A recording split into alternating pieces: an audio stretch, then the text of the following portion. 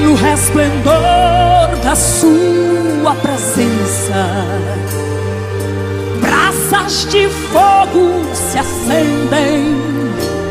Eu preciso dessa presença todo dia. Na sua presença até a tristeza salta de alegria. Sua presença faz o coração arder. Só a sua presença faz o crente vencer. E o pavio que fumega ele vai aquecer. Só a sua presença me fará acender. A glória, a presença de Jesus.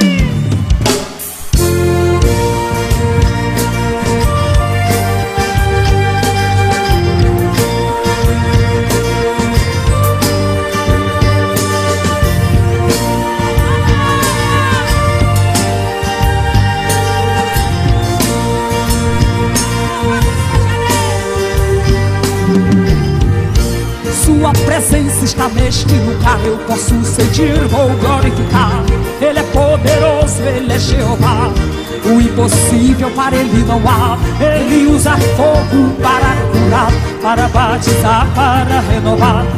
Hoje uma bênção irás levar. Então abra a boca para lhe exaltar.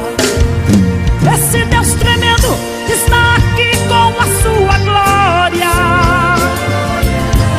Se for preciso, Ele para o sol, Ele para a lua, Ele abre mar, Ele fecha mar. Se muda a gente, se converte gente, Ele faz mais que isso pra te dar vitória. Sua presença está neste lugar. Eu posso sentir, vou glorificar. Ele é poderoso, Ele é Jeová. O impossível para Ele não há. Ele usa fogo para curar, para batizar, para renovar. Hoje uma bênção irás levar. Então abra a boca para lhe exaltar. Esse Deus é fogo, mas também é água que mata a sede. Ele é médico se é enfermidade. Ele sara se é depressão. Ele usa um som se o problema é porta. Ele abre porta até onde não tem parede. Sua presença está nesse canarabacai. Ele abre porta até onde não tem parede. Ele faz porque Ele é Deus. Aleluia, confia nele e Ele tudo fará por ti. Hoje uma bênção irás levar. Então abra a boca para lhe exaltar.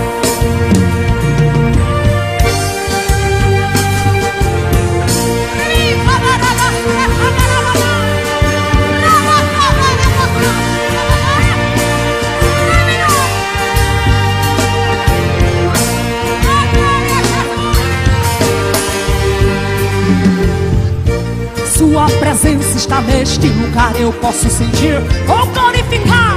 Ele é poderoso, Ele é Jeová.